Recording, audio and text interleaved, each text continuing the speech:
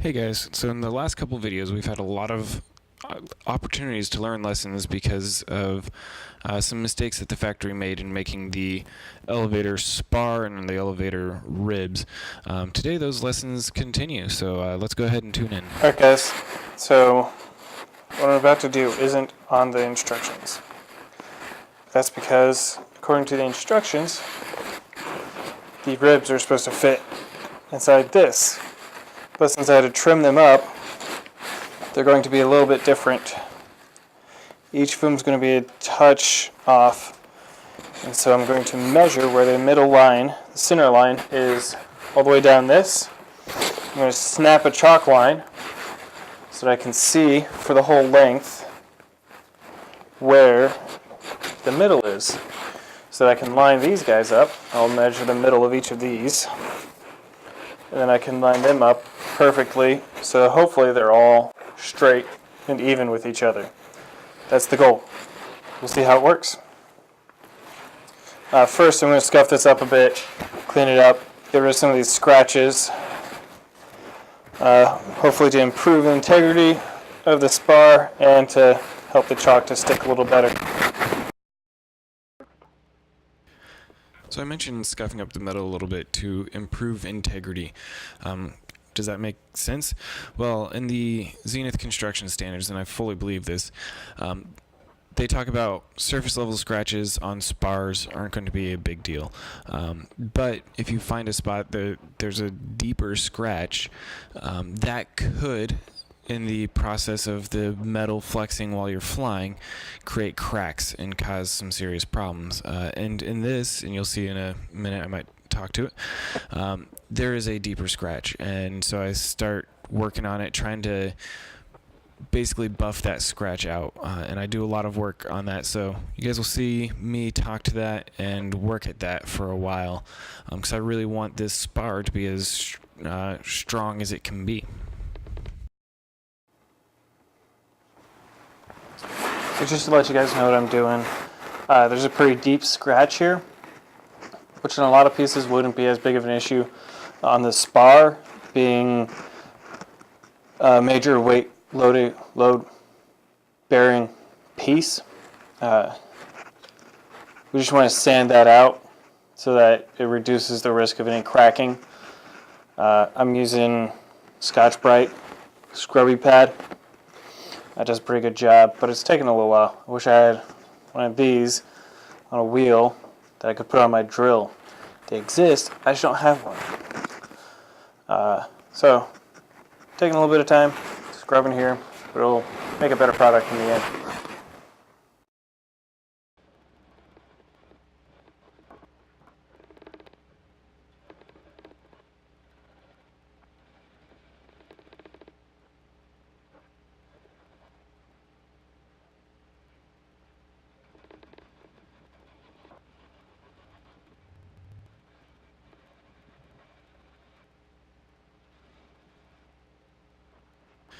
So that look you saw on my face was a crazy idea of, hey, I've got a Dremel, let's go grab that. Maybe I have something in my Dremel tools that will help.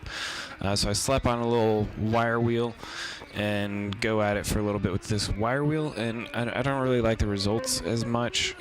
It's not as smooth of a polishing as the Scotch-Brite gives it. So I go back to the Scotch-Brite, keep scrubbing some more.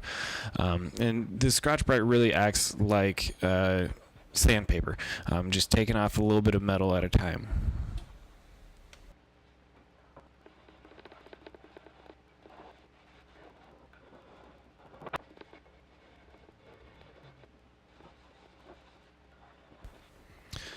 No, I'm not done with that scratch yet. I just wanted to take a break, go over, buff out the rest of the spar before I went back and kept working at that scratch.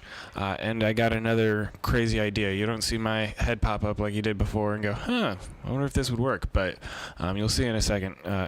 Another crazy idea. This one actually works a little better.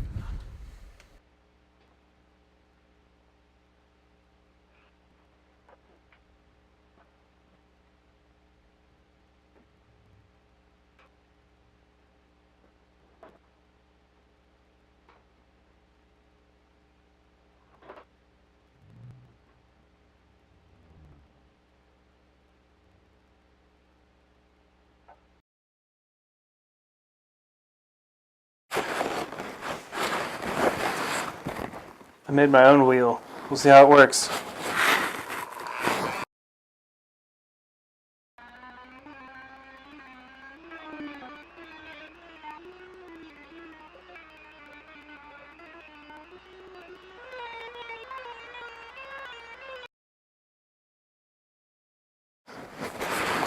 Works pretty well. Should have made it bigger.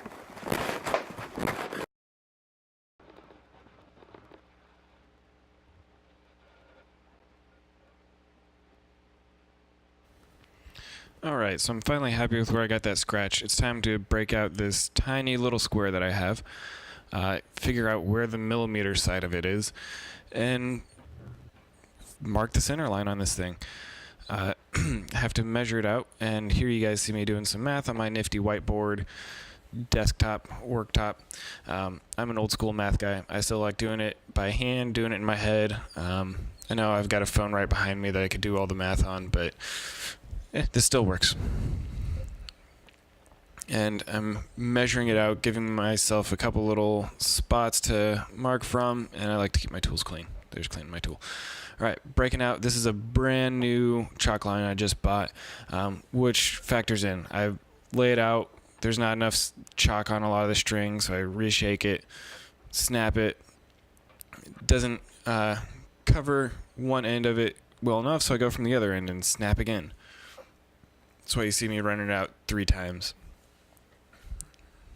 But it gives me a very good center line measurement all the way down, so once I start laying those ribs, I'm set.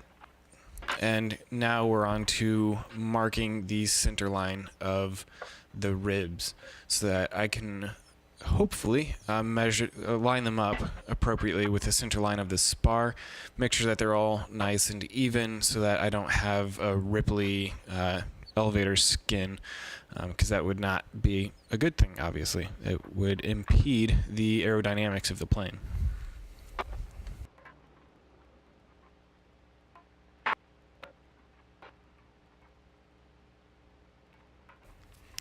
And that's the video for today, guys.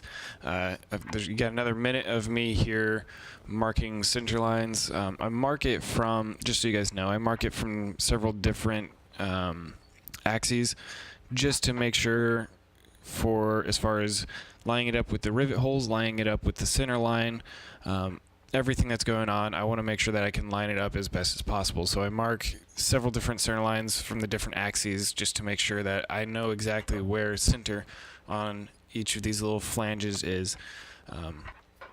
But anyways, that's the video for today, guys. Thanks for joining me. Thanks for watching. Please, if you have any questions about what I'm doing, questions about building a plane, throw them down in the comments below. I would love to answer them. Love to have a conversation with you guys.